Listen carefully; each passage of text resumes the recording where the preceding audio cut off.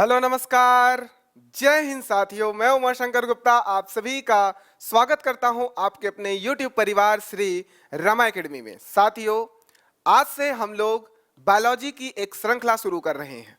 इसके पहले हम लोगों ने फिजिक्स की साइंस फील्ड में फिजिक्स की श्रृंखला शुरू किए हुए हैं।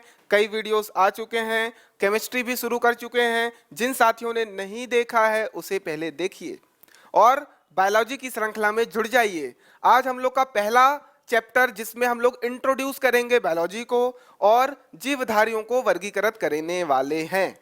ठीक, यहां पर आपको दिख रहा है कंप्लीट कोर्स। साथियों, पूरा का पूरा कंप्लीट कोर्स लेकर के आए हूं यूट्यूब पर फ्री ऑफ कॉस्ट। एक चीज ध्यान रखिएगा, मैं बिल्कुल बेसिक लेवल से उठाऊंगा, बहुत बेसिक लेवल से, मतलब शून्य से अपन शिखर पर पहुंचेंगे, बेसिक से हाई लेवल पर पहुंचेंगे। एक एक करके आपको वीडियोस मिलते चले जाएंगे। आपको प्रॉपरली पढ़ना है, समझना है, नोट्स बनाते चलना है। क्लियर? तो चलिए शुरू करते हैं हमारा आज का topic, classification of living organism, जिसमें हम लोग ऑर्गेनिज्म को क्लासिफाइड करेंगे। क्लियर है? तो आइए कुछ समझ लेते हैं। सबसे पहले सिलेबस। ठीक, सबसे पहले आज हम लोग क्लासिफिकेशन वर्गीकरण कर रहे हैं। देन मानव शरीर विज्ञान ह्यूमन फिजियोलॉजी को पढ़ेंगे, जिसके अंतर्गत ये टॉपिक्स हैं 8 टॉपिक्स। इन्हें हम लोग कंप्लीट करेंगे। इसको एक साथ क्या बोल सकते हो? तंत्र बोल सकते हो, सिस्टम बोल सकते हो। सिस्टम। क्लियर? पहला टॉपिक रक्त परिसंचरण तंत्र, ब्लड सर्कुलेशन सिस्टम। पाचन तंत्र, डाइजेस्टिव सिस्टम। श्वसन तंत्र, रेस्पिरेटरी सिस्टम। उत्सर्जन तंत्र, एक्सक्रेशन सिस्टम। कंकाल तंत्र, स्केलेटन सिस्टम। तंत्रिका तंत्र, नर्वस सिस्टम। अंतरस्रावी ग्रंथियां, एंडोक्राइन ग्लैंड्स और प्रजनन तंत्र, रिप्रोडक्टिव सिस्टम। इन सभी पर एक एक करके हम लोग चर्चा करेंगे। आज वर्गीकरण कर लें, उसके बाद मानव शरीर संरचना, उसके बाद अगर शरीर है तो रोग भी होगा, डिसीजेस भी होंगे, और अगर रोग होगा तो उसे फुलफिल, उसको ओवरकम करने के लिए कुछ पोषण चाहिए मानव को, है ना, न्यूट्रिशन चाहिए। ह्यूमन न्यूट्रिशन में उसको हम लोग पढ़ेंगे। देन फिर आनुवंशिकी, जेनेटिक्स पढ़ेंगे, और जो कोई टॉपिक रह जाएगा उसको मिसलेनियस में, विविध में कंप्लीट करेंगे। इस तरीके से इस ऑर्डर में हमारा क्या आने वाला है, वीडियोस आने वाला है, कंप्लीट पैकेज मिलेगा। यहां पर आपको समझने योग्य बात क्या है कि एमपीपीएससी प्री की बात करें, एमपीपीएससी प्री की बात करते हैं तो ये वाला जो पोर्शन है मानव शरीर संरचना के नाम से दिया हुआ है प्री में। मेंस में तो लगभग सब कुछ है, तो पढ़ना आपको सब कुछ है। उसके बाद पोषण, ये जो पोषण न्यूट्रिशन है, ये 2 टॉपिक, मतलब ये कंप्लीट और ये न्यूट्रिशन पोषण, ये प्री में पूछेगा, मेंस में लगभग सब कुछ पूछेगा, और पटवारी में आपको सब पढ़ना है। हलवा नहीं है साइंस, इजी नहीं पूछेगा, आपको डेप्थ में पूछेगा। आप अगर डर रहे हो तो डर को खत्म करो, मेरे साथ डर को खत्म करो, बेसिक से पढ़ो, मजा आएगा, कोई गारंटी, फुल गारंटी। क्लियर? तो यहां पर पढ़ते चलो, नोट्स बनाते चलो, फिर क्वेश्चन प्रैक्टिस करते चलेंगे, कोई दिक्कत नहीं है। ठीक, तो पटवारी हो गया, एमपीएसआई हो गया, जहां जहां साइंस आएगा एमपी एग्जाम्स में, यहां से आपका कंप्लीट हो जाएगा, भरोसा रखिए। आगे बढ़ते हैं, शुरू करते हैं जीव विज्ञान। क्या होता है जीव विज्ञान, इसको क्लासिफाइड क्या किया तो समझेंगे। जीव में सभी जीव आ जाएंगे, मतलब जीव जंतु की बात कर रहा है, जंतु व पेड़ पौधे। क्या क्या? जंतु और जितने भी पेड़ पौधे हैं, इन सभी का अध्ययन, इन सभी का अध्ययन ही क्या कहलाएगा? जीव विज्ञान कहलाएगा। ठीक, बायो मतलब सेम। एक चीज याद रखना, बायो में क्या डाला गया है? लिविंग ऑर्गेनिज्म, जिनमें जान है, जिनमें जान है, लिविंग ऑर्गेनिज्म, उसे को बायो कहते हैं, लिविंग ऑर्गेनिज्म। ठीक, और लॉजी का मतलब होता है अध्ययन करना, study, study of living organism, इसी को बोलेंगे क्या? बायोलॉजी। इसी का दूसरा नाम होता है लाइफ साइंस। अब ये लिविंग ऑर्गेनिज्म है, मतलब लाइफ की बात कर रहा है, जिसमें जान होगी, तो इसीलिए इसका नाम लाइफ पड़ा, और इसके अध्ययन के लिए लॉजी को साइंस बोल दिया, इसीलिए इसका एक और नाम लाइफ साइंस, ये आपको ध्यान रखना है। कई जगह लाइफ साइंस बोलते हैं, लाइफ साइंस पढ़ते हुए आगे बढ़ते हैं, ठीक, कोर्सेस में भी लाइफ साइंस दिया होता है, तो आपको ये चीज बेसिक चीज है, समझ में आ गई। आगे बढ़ते हैं, नोट कर लो बायोलॉजी क्या कहलाती है। तो अब मैंने आपको बताया था फिजिक्स और केमिस्ट्री पढ़ाते हुए कि विज्ञान के 4 ब्रांच हैं। पहला है फिजिक्स, फिर केमिस्ट्री, फिर बायोलॉजी, फिर जियोलॉजी। क्लियर है? तो यहां पर जियोलॉजी, यहां पर बायोलॉजी जो जीव विज्ञान है, तो यह एक शाखा है विज्ञान की, जिसमें हम लोग समस्त जीवधारियों का विस्तृत अध्ययन करने वाले हैं। समस्त जीवधारियों का विस्तृत अध्ययन किस तरीके से? तो उनकी उत्पत्ति, जीवधारियों की उत्पत्ति, उनका विकास, उनका क्रियाकलाप, उनकी रचना, वातावरण का उन पर जो प्रभाव पड़ता है, और पारस्परिक क्रियाएं, एक दूसरे से किस तरीके से पारस्परिक क्रियाएं कर रही हैं, वातावरण जीव जंतुओं से, पेड़ पौधे से, ये आपस में किस तरीके से कनेक्टेड हैं, क्रियाएं कर रहे हैं, इन्हीं का अध्ययन ही क्या कहलाएगा? जीव विज्ञान, बायोलॉजी कहलाएगा। इतनी बात समझ आ गई। आगे देखते हैं, नोट कर लीजिए। बहुत बड़ा नाम एरिस्टोटल, अरस्तु, जीव विज्ञान के जनक। पहला फैक्ट यहां पर नोट करते चलिए, आज हम लोग कई साइंटिस्ट के नाम लिखने वाले हैं। पहला नाम याद कर लीजिए, अरस्तु, जिसको हम लोग जीव विज्ञान के जनक कहते हैं। जीव विज्ञान का पहली बार 1801 में किसने प्रयोग किया, यह प्रश्न बनेगा, तो आंसर लिखना लैमार्क और ट्रेविरेनस। लैमार्क और ट्रेविरेनस ने पहली बार बायोलॉजी शब्द को प्रयोग किया। कब किया? 1801 ईस्वी में किया था।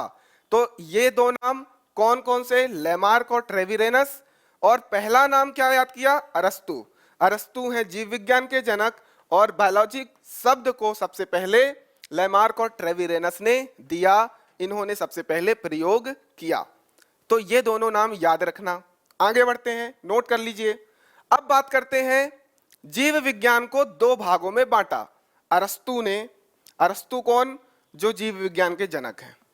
इन्होंने 2 भागों में पूरे के पूरे जीव विज्ञान को, जीवधारियों का जो अध्ययन कर रहे हैं, उसे 2 कैटेगरी में डिवाइड कर दिया। पहली कैटेगरी बॉटनी, वनस्पति विज्ञान, दूसरी कैटेगरी प्राणी विज्ञान, जिसको जियोलॉजी कहते हैं। उन्होंने पर्टिकुलरली कौन सा वाला फील्ड चूज किया? उन्होंने प्राणी विज्ञान पर रिसर्च किया। अरस्तु ने प्राणी विज्ञान पर रिसर्च किया, किताब लिखा। कौन सी किताब लिखा? तो हिस्टोरिया एनिमेलियम।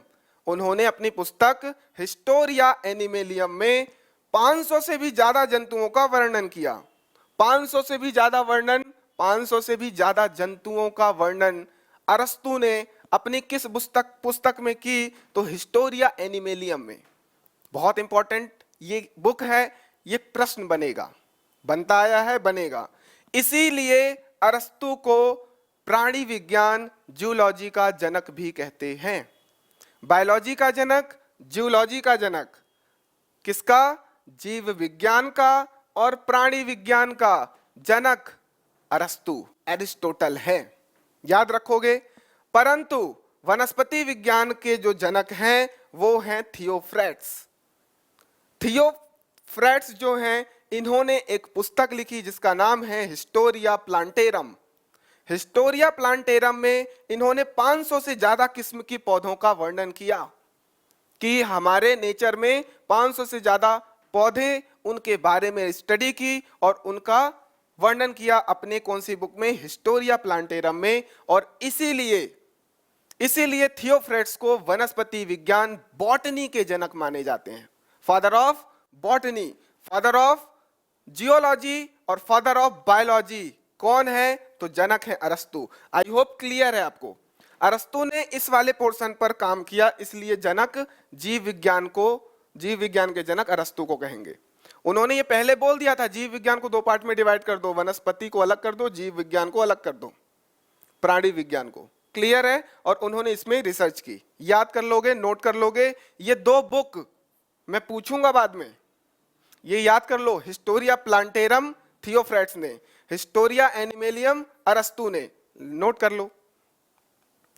अब बात करते हैं, यहां पर मैं कुछ और फैक्ट्स ले आया हूं, ठीक, घबराने की जरूरत नहीं है। चिकित्सा विज्ञान अब सबके जनक चल रहा है, तो ये बायोलॉजी से संबंधित था, तो यहां पर आप इसको याद कर लो, बहुत इंपॉर्टेंट है। चिकित्सा विज्ञान के जनक हिप्पोक्रेट्स, चिकित्सा विज्ञान के जनक हिप्पोक्रेट्स।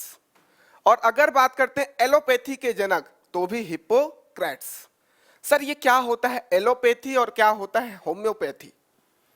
तो साथियों, जो आप अंग्रेजी दवाइयां खाते हो, गोली खा लिया, पैरासीटामोल खा लिया, हम डॉक्टर से कंसल्ट कर दिए, इंजेक्शन ठोक दिया, ये सारी की सारी चीजें क्या है? एलोपैथी है।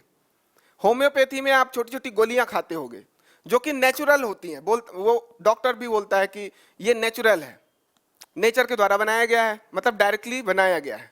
ठीक, तो होम्योपैथी के जनक अगर बात करेंगे तो हैनीमैन, एलोपैथी और चिकित्सा विज्ञान के जनक हिप्पोक्रेट्स। आयुर्वेद के जनक अगर बात करते हैं तो धन्वंतरी, जो कि हमारे भारतीय है, बहुत बड़े वैज्ञानिक हैं। धन्वंतरी को क्या कहा जाता है? आयुर्वेद के जनक कहा जाता है। क्लियर है? और अगर शल्य चिकित्सा के जनक की बात किया जाए, शल्य चिकित्सा जो सर्जरी वगैरह हो रही है उसके जनक हैं सुश्रुत, ये भी हमारे भारतीय वैज्ञानिक। ठीक, तो आपको ये चीज याद रख लेना है, चिकित्सा विज्ञान के और एलोपैथी के हिप्पोक्रेट्स हैं, होम्योपैथी के हैनीमैन, आयुर्वेद के धन्वंतरी, शल्य चिकित्सा के जनक सुश्रुत। 5 नाम ये, 4 नाम और 2 नाम पीछे, अरस्तु और थियोफ्रास्टस, और उनकी 2 बुक, ये याद रखना है आपको। नोट कर लीजिए, आगे बढ़ते हैं। अब हम लोग क्लासिफिकेशन, वर्गीकरण की बात करते हैं। जीवधारियों को किस तरीके से क्लासिफाइड किया गया उसका थोड़ा सा हिस्ट्री, बैकग्राउंड देख लेते हैं। तो आरंभ में लोग जंतुओं और पौधों को खाए जाने योग्य है या ना खाए जाने योग्य है, इस आधार पर वर्गीकरण करते थे। अब जो जैसा सोच रहा है उसी हिसाब से उसका वर्गीकरण करता था। बहुत पहले की बात है कि मतलब ये वस्तु खाने योग्य है, जानवर खाने योग्य है कि नहीं है, ये पौधा या फूल या कुछ भी फल खाने योग्य है कि नहीं है, उस आधार पर वर्गीकरण किया जाता था। बाद में अरस्तु आए, प्रसिद्ध दार्शनिक अरस्तु, जिन्होंने जंतु विज्ञान का जनक माना जाता है, जिन्होंने वर्गीकरण का क्रम आरंभ किया। और उन्होंने क्या आधार रखा? समानता और असमानता के आधार पर उन्होंने वर्गीकरण किया। समानता और असमानता के आधार पर वर्गीकरण किया और इन्होंने 2 भाग में डिवाइड कर दिया, जो हमने अभी पढ़ा, वनस्पति विज्ञान और जंतु विज्ञान, बॉटनी और जियोलॉजी। और उसके बाद इन्होंने आगे अध्ययन किया। क्लियर है? इसीलिए हमने अरस्तु को क्या कहा है? बायोलॉजी का जनक माना है। आगे देखते हैं। अब बात करते हैं वर्गीकरण में 2 किंगडम क्लासिफिकेशन। 2 किंगडम क्लासिफिकेशन, 2 जगत वर्गीकरण। हम लोग यहां बेसिकली 3 पढ़ेंगे, 2 जगत वर्गीकरण, 3 जगत वर्गीकरण और 5 जगत वर्गीकरण। 2 किंगडम क्लासिफिकेशन, 3 किंगडम क्लासिफिकेशन और 5 किंगडम क्लासिफिकेशन। 5 किंगडम क्लासिफिकेशन सबसे ज्यादा इंपॉर्टेंट है, क्योंकि उसी आधार पर हमने और भी ज्यादा चीजों को वर्गीकृत किया। पहले 2 किंगडम क्लासिफिकेशन है तो मतलब इजी है, मतलब एक साइड पादप जगत होगा और एक साइड जंतु जगत होगा, यही आधार होगा। ठीक है, तो सबसे पहले आपको ध्यान रखना है 2 किंगडम क्लासिफिकेशन किसने दिया? तो नाम कौन है? Carolus Linnaeus. कैरोलस लीनियस बहुत इंपॉर्टेंट नाम है, इसे आपको बिल्कुल रट लेना है। अरस्तु याद हो या ना हो, हालांकि याद हो गए होंगे, लेकिन इनका नाम याद रखना बहुत जरूरी है, पेपर में पूछ सकता है। कैरोलस लीनियस, जो कि 2 जगत वर्गीकरण को प्रतिपादित किया, जिन्होंने 2 किंगडम क्लासिफिकेशन प्रतिपादित किया। 2 किंगडम क्लासिफिकेशन मतलब उन्होंने 2 जगत बना दिया, 2 किंगडम बना दिया, एक पूरा का पूरा प्लांट वाला और एक पूरा का पूरा जंतु एनिमल वाला। ठीक, तो इन्होंने क्या किया? इन्होंने किंगडम प्लांटे नाम दिया और एक नाम दिया किंगडम एनिमेलिया। ये जो वर्ड है ये याद रखना बच्चों, लैटिन वर्ड्स है, लैटिन वर्ड्स में ही लिखा जाता है, इंग्लिश में और लैटिन वर्ड्स में अंतर होता है। ठीक है, इंग्लिश में एनिमल लिखते हैं हम लोग, एनिमेलिया नहीं लिखते हैं, है ना, प्लांट लिखते हैं, प्लांटे नहीं लिखते हैं। तो आपको ये कुछ वर्ड्स बायोलॉजी में स्पेशली आपको लैटिन वर्ड्स थोड़े थोड़े याद रखने हैं। हिंदी से ज्यादा इंग्लिश में याद करो, आपको आसानी जाएगी। इजी में एक शब्द में आपको बताऊं कि आपको अगर इंग्लिश में याद हो रही है चीजें तो आपके भले के लिए हैं, पेपर में कंफ्यूजन कम होगा, चीजें जल्दी याद होंगी। क्लियर? तो हमने देखा क्या, किंगडम प्लांटे जिसको पादप जगत नाम दिया गया और किंगडम एनिमेलिया जंतु जगत, इन्होंने दो कैटेगरी में, दो जगत में विभाजित कर दिया पूरे के पूरे यूनिवर्स के जितने ऑर्गेनिज्म थे। जितने भी लिविंग ऑर्गेनिज्म हैं उनको दो जगत में बांट दिया, पादप जगत और जंतु जगत। और इसीलिए कैरोलस लिनियस को वर्गीकी का पिता कहा जाता है। वर्गीकी, टेक्सोनॉमी, फादर ऑफ टेक्सोनॉमी के पिता किसे कहा जाता है, प्रश्न बनेगा तो आपको नाम याद रखना है कैरोलस लिनियस। टेक्सोनॉमी क्या होता है, यहां पर देखोगे टेक्सोनॉमी, ये दो वर्ड से मिलकर के बना है। एक है टेक्सिस और एक है नॉमियस, नॉमस। टेक्सिस का मतलब क्या है, दो वर्ड है। टेक्सिस का मतलब याद रखोगे अरेंजमेंट। क्या? अरेंजमेंट। और नॉमस का मतलब याद रखना लॉ।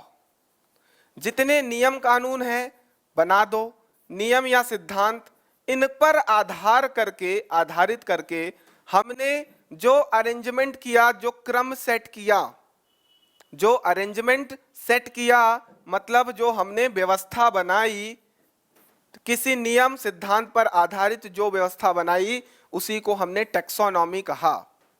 तो टेक्सोनॉमी का मतलब समझ में आ गया। इसे एक्सप्लेन क्यों कर रहा हूं, इंपॉर्टेंट है।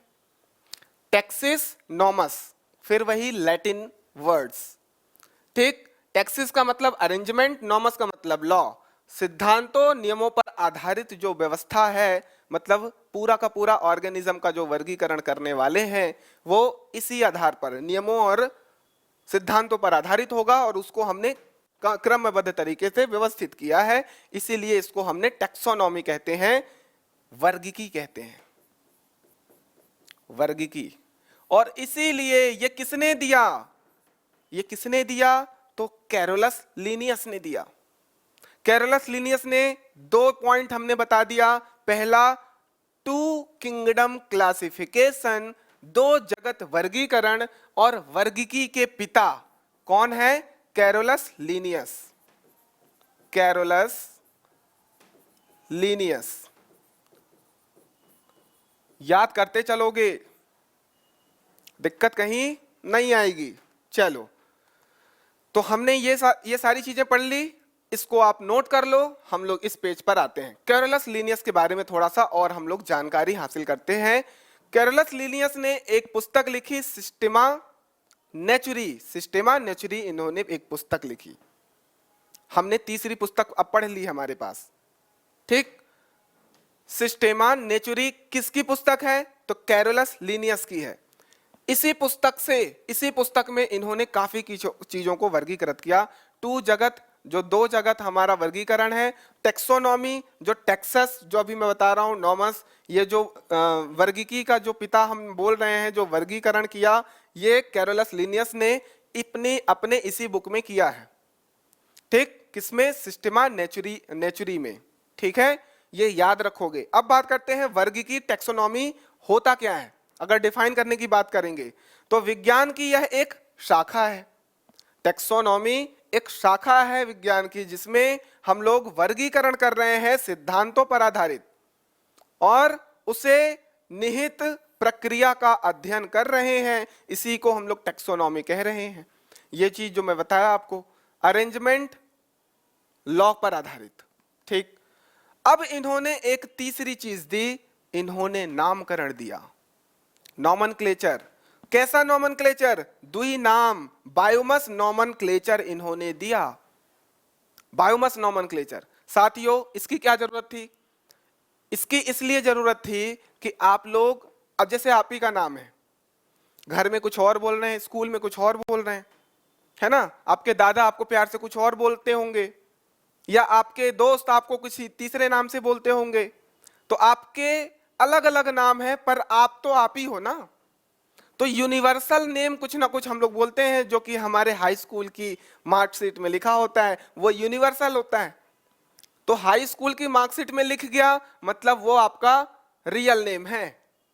तो यहां पर द्विनाम नामकरण जो पद्धति दिया, कौन दिया? कैरोलस लीनियस ने। इन्होंने अपनी बुक में इसी तरीके से जितना वर्गीकरण किया, इन्होंने जो ऑर्गेनिज्म थे उनको नाम दिया, ताकि इंटरनेशनल लेवल पर उसे मान्यता प्राप्त हो जाए। मतलब इसी नाम को ऑफिशियल नाम बोला गया। बाकी आप चुन्नू मुन्नू बोलते रहो, उसका स्कूल का नाम तो यही रहेगा। मतलब इंटरनेशनल लेवल पर उसे एक नाम प्रतिपादित किया। इतनी बात क्लियर है? तो इसमें क्या खासियत थी? तो इन्होंने द्वि नाम बोला, मतलब दो वर्ड हैं। क्या? कैरोलस लीनियस ने ही जीवों के नामकरण का द्वि नामकरण पद्धति दिया, बायोमस मेथड दिया, ये खोज की। तो एक क्वेश्चन तो यही बन गया कि ये जो द्वि नाम पद्धति है किसने दिया? तो कैरोलस लीनियस ने दिया। इस पद्धति में देखो स्पेशलिटी क्या है, जो पहला शब्द है वो वंश होगा, और जो दूसरा शब्द होगा वो जाति होगा। वंश का मतलब होता है जीनस, और जाति का मतलब स्पीसीज, कि वो किस स्पीसीज से है, वो सेकेंड वाला वर्ड होगा।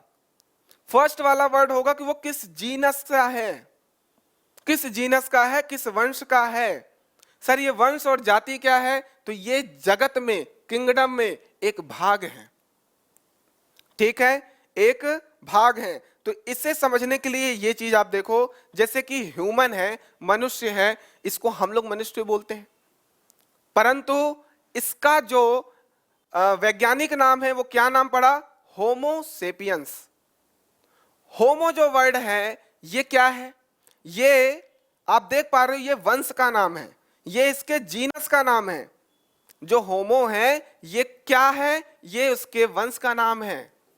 और जो सेपियंस है ये जाति है। क्या है? जाति है। इस तरीके से दुई नाम आप देख पा रहे हो, राना टिग्रिना, ये मेढक को बोलते हैं, आम को मैंगीफेरा इंडिका। इस तरीके से आप नामकरण जो दिया गया इसको दुई नाम पद्धति बोलते हैं, जो कि दिया गया कैरोलस लीनियस के द्वारा, जो कि बहुत इंपॉर्टेंट है। ये क्वेश्चन आपको बनेगा। तो ये 5 जो नाम है इसको आप लोग को याद रखना है। ठीक, इसके अलावा और भी नाम है, परंतु अभी 5 याद करो। मनुष्य को क्या बोलते हैं? होमोसेपियंस। मेढक को क्या बोलते हैं? राना टिग्रिना। आम मैंगो को मैंगीफेरा इंडिका। गेहूं वीट को ट्रिटिकम एस्टिवम। कुत्ता को कैनिस फैमिलियरिस। ये आपको याद रखने हैं, नोट कर लो।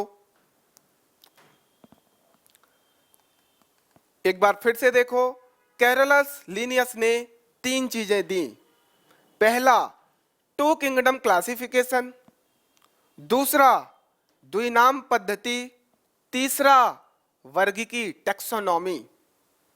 ये तीनों वर्ड कैरोलस लीनियस से संबंधित हैं, याद रखोगे, ये बहुत इंपॉर्टेंट है। ठीक, अब बात करते हैं जो मैं अभी बात कर रहा था, जीनस का और जाति स्पीसीज का। यहां पर जो स्पीसीज है ये सबसे छोटी इकाई है। सबसे छोटी इकाई, सबसे छोटी इकाई किस चीज की भैया? किसकी सबसे छोटी इकाई?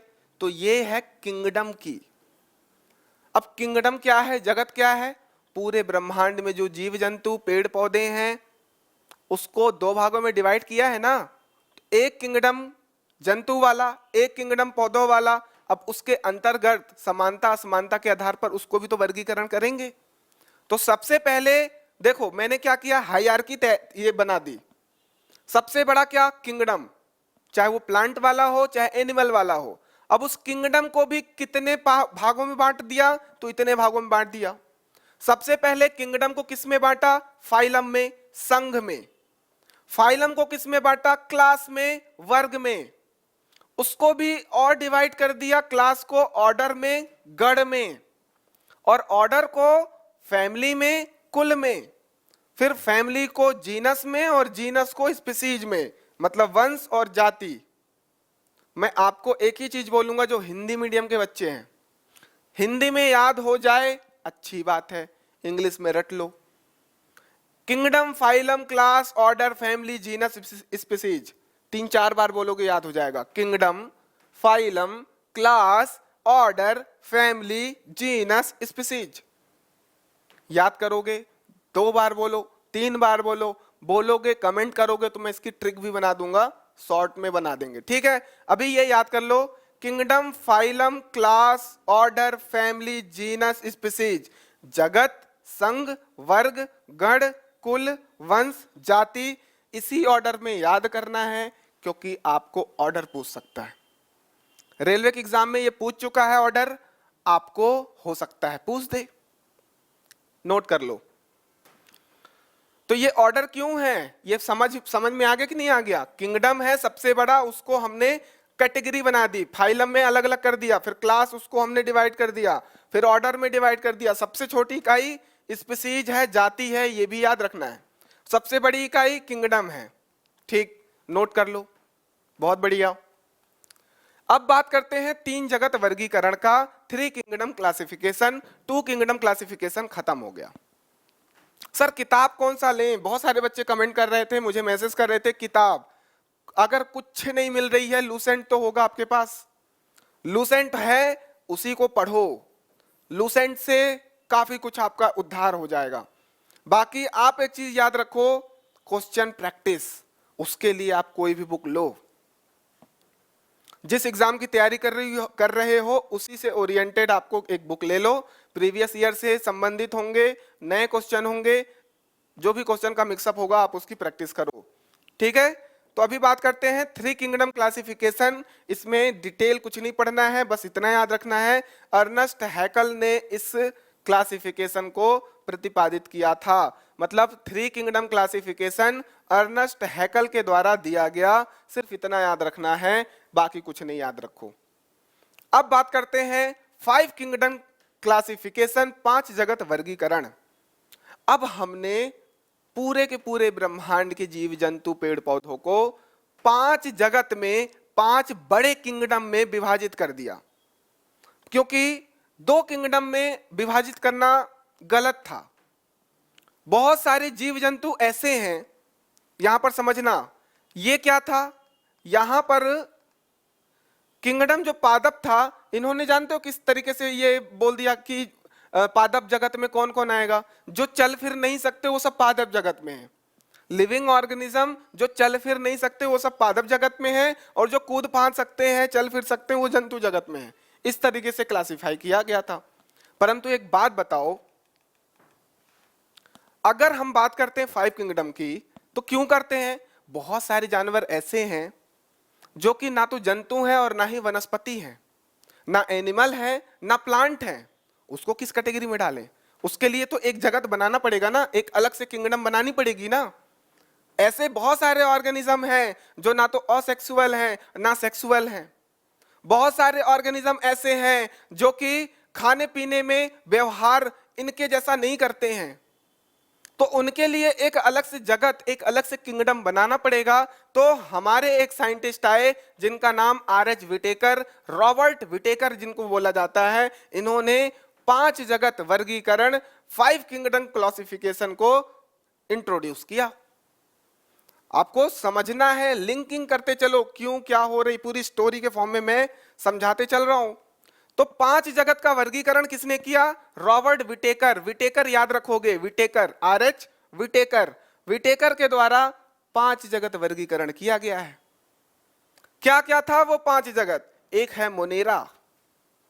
मोनेरा पहला जगत है जिसमें आप बैक्टीरिया और जीवाणु वगैरह जो बात करते हो, ठीक। और ऐसा भी बोला जाता है कि जो मोनेरा जगत के ऑर्गेनिज्म हैं, यही इस धरती पर सबसे पहले आए हैं और सबसे अंत में भी यही जाएंगे। बैक्टीरिया कुछ इस तरीके का आप देखते होगे, ठीक है, आप आंखों से नहीं देख सकते हो, है ना, उसको सूक्ष्मदर्शी से देखना पड़ेगा, नेट पे डाल के देखना, अभी दिखाएंगे बाद में। उसके बाद दूसरा जो जगत है, किंगडम है, उसको बोला प्रोटिस्टा। उसके बाद तीसरा जगत है कवक, फंजाई। चौथा जगत है प्लांटे, पादप। पांचवा जगत है एनिमेलिया, जंतु। देखो यहाँ प्लांट और एनिमल नहीं लिखा मैंने, ये सब के सब लैटिन वर्ड्स हैं। Monera, protista, fungi, Plantae, animal, 5 जगत आपको क्लियर है कि नहीं है, नोट कर लो। ठीक, अब देखो पादप और जंतु ये वहां पर थे, इनको देखो चौथा पांचवा नंबर मिला, इसके पहले 3 और जगत बना दिए, 3 जगत 3 किंगडम और बना दिया। एक है मोनेरा, एक है प्रोटिस्टा, एक है फंजाई, उसके बाद है प्लांटे और एनिमेलिया। ठीक है, तो इस तरीके से क्या है 5 जगत में क्लासिफाइड कर दिया रॉबर्ट विटेकर ने। नोट कर लो, इसको डिटेल में समझते हैं थोड़ा सा, नोट कर लो, इसका स्क्रीनशॉट ले लो और समझते चलो। जीवधारियों का 5 जगत वर्गीकरण। सबसे पहले विटेकर साहब, देख लो ये खूबसूरत से विटेकर साहब, सबसे पहले इन्होंने क्या किया, इन्होंने जीवधारियों को 2 भागों में डिवाइड किया। एक है प्रोकैरियोटिक और दूसरा है यूकैरियोटिक। Prokaryotic, eukaryotic. प्रोकैरियोटिक में एक सेल होगी, एक सेल जिसमें केंद्रक का अभाव होगा। ठीक, और यहां पर या तो एक सेल होगी या तो बहुत सारे सेल्स होंगे, बहुकोशिकीय। तो आपको इसको समझना है। देखो मैंने नीचे क्या लिखा है, Monera, protista, fungi, Plantae, animalia. अपने को यहां तक आपको आना है, तो लिंक करते हैं। इन्होंने क्या किया, 2 भाग में डिवाइड कर दिया कि प्रोकैरियोटिक ऑर्गेनिज्म को अलग कर दिया, यूकैरियोटिक ऑर्गेनिज्म को अलग कर दिया। ठीक, अब इन्होंने बोल दिया जो प्रोकैरियोटिक जो ऑर्गेनिज्म है उन्हीं को मोनेरा बोलते हैं, जिसके अंतर्गत जीवाणु, जिसको बैक्टीरिया वगैरह आते हैं, इसके बारे में अभी पढ़ेंगे और। ठीक, इसे अलग कर दिया। अब यहां पर देखो यूकैरियोटिक को इन्होंने 2 भाग में विभाजित किया, एक कोशिकीय ऑर्गेनिज्म को अलग कर दिया, एक कोशिकीय, और यह है बहुकोशिकीय। क्या है, बहुकोशिकीय। ठीक,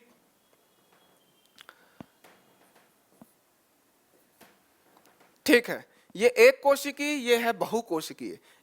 यूनिसेल्यूलर, मल्टीसेल्यूलर, ऐसे ऑर्गेनिज्म जिसके अंदर सिर्फ एक सेल हो। सर अभी सेल क्या है, कोशिका क्या है, इसके बारे में बताओ, अगले चैप्टर में पढ़ेंगे ना।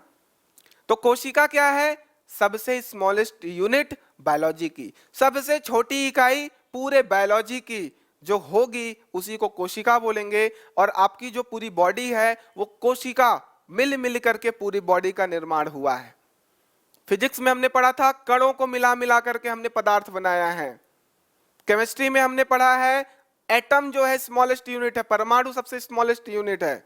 तो यहां बायोलॉजी में भी स्मॉलेस्ट यूनिट होगी ना, उसी को क्या बोलते हैं, उसी को बोलते हैं कोशिका। उसी को क्या बोलते हैं, कोशिका, मतलब कि सेल। अब जिसके अंदर एक सेल होगा उनको अलग कर दिया, जिनके अंदर बहुत सारे सेल हैं मल्टी सेलुलर, उनको अलग कर दिया। एक सेल वाले को बोल दिया हमने प्रोटिस्टा, एक सेल वाले को हमने नाम दे दिया प्रोटिस्टा। अब बहु सेल वाले में भी हमने देखा तो उसमें जिसके पास बहुत सारे सेल्स हैं जैसे कि हम लोग, उनमें भी देखा कि with cell wall, without cell wall, मतलब जिसकी कोशिका में कोशिका भित्ति पाई जाती है, कोशिका भित्ति पाई जाती है, उनको अलग कर दिया। और जिनमें कोशिका भित्ति नहीं पाई जाती है, इनमें कोशिका भित्ति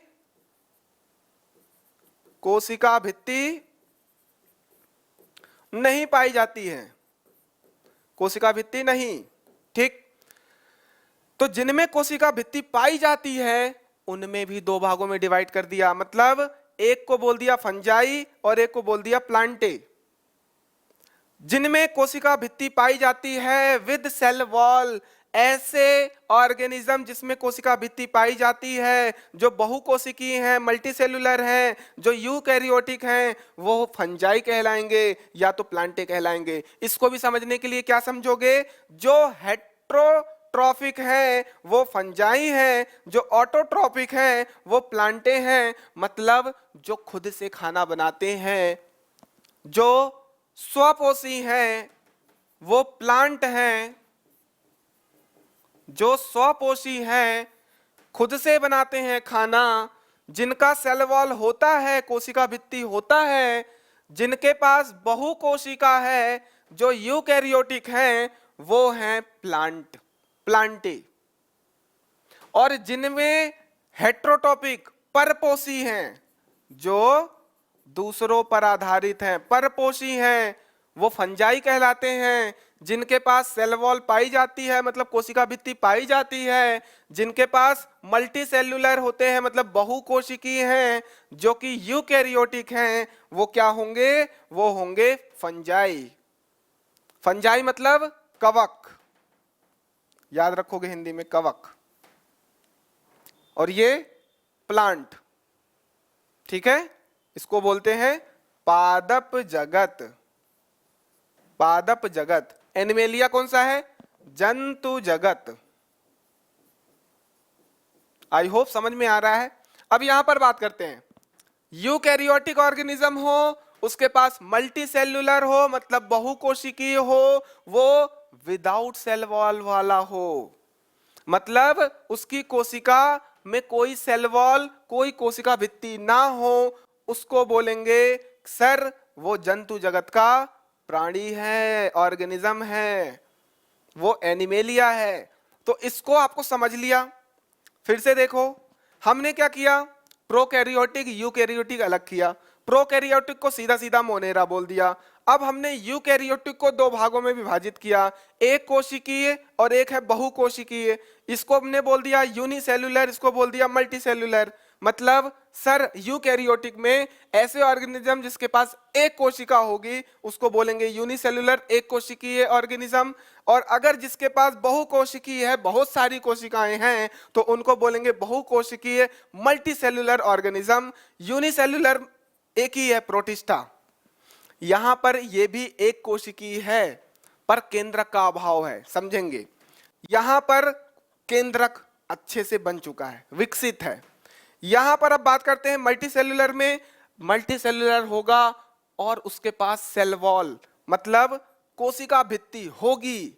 अगर होगी तो दो भागों में डिवाइड कर दो, एक कहलाएगा फंजाई कवक और एक कहलाएगा प्लांटे पादप जगत। कवक जगत, पादप जगत, ये कौन से हैं कवक? कवक जो होते हैं दूसरों पर आधारित होते हैं, मतलब परपोषी होते हैं, मतलब हेट्रोट्रॉफिक, जो खुद से खाना बनाते हैं। वो होते हैं ऑटोट्रोपिक, मतलब स्वपोषी, उनको किस में बोलेंगे? प्लांटे।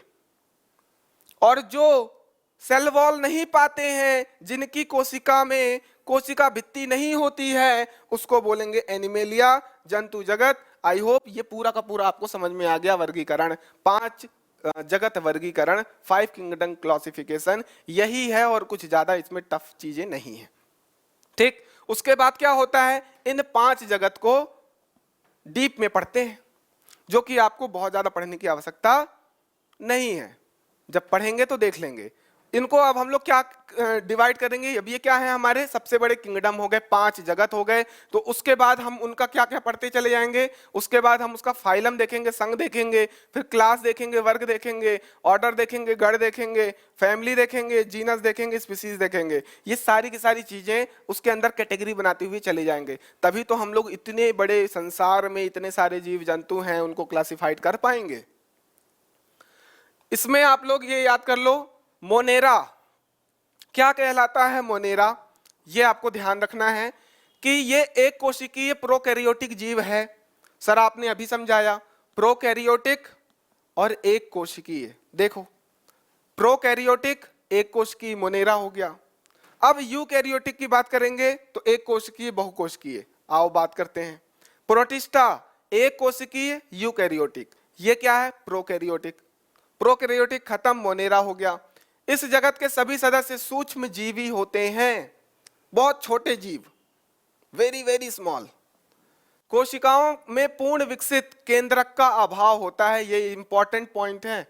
यही इसकी स्पेशलिटी है कि इसमें केंद्रक नहीं है, अगर है तो विकसित नहीं हुआ है। तथा कई महत्वपूर्ण कोशिकांग अनुपस्थित होते हैं। कोशिका के और भी अंग होते हैं, वो इसमें अनुपस्थित हैं। कोशिका अगले वाले लेक्चर में पढ़ेंगे डिटेल में, बढ़िया डायग्राम वायग्राम बना के, मजा आएगा। ठीक, उदाहरण में देखो, जीवाणु किसका है? मोनेरा का।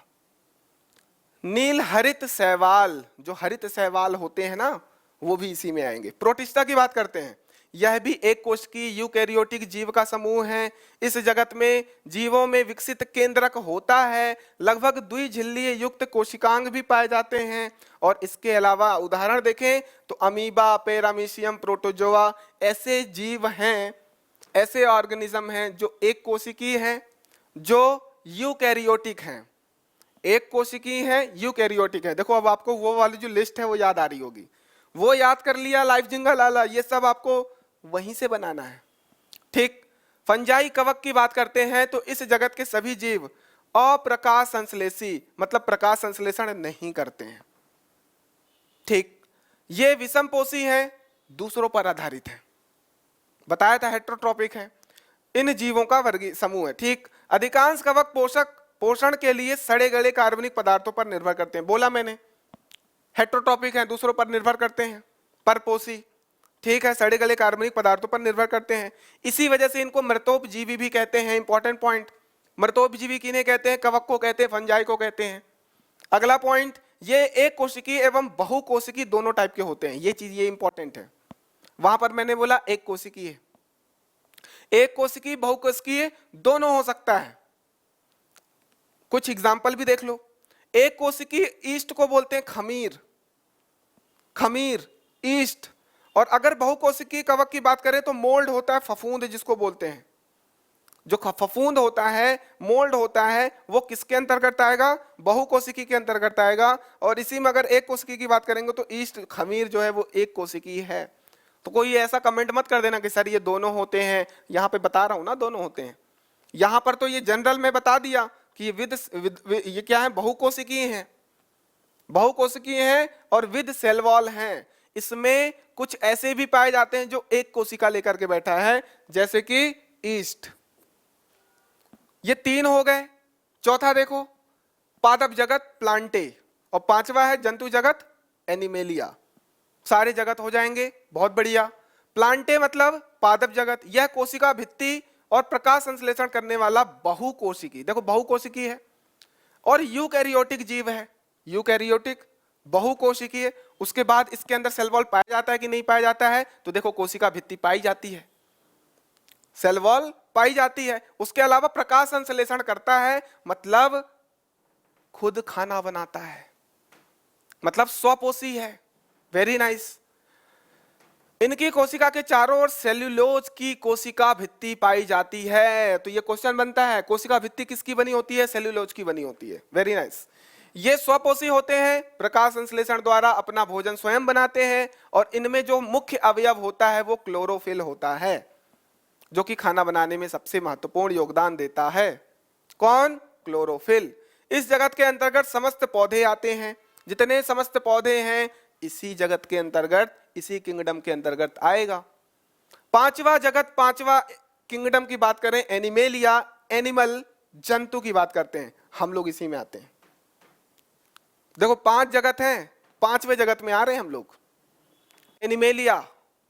यह सभी बहुकोशिकीय होते हैं। ये इसमें जितने भी ऑर्गेनिज्म है सबके सब मल्टी सेलुलर हैं।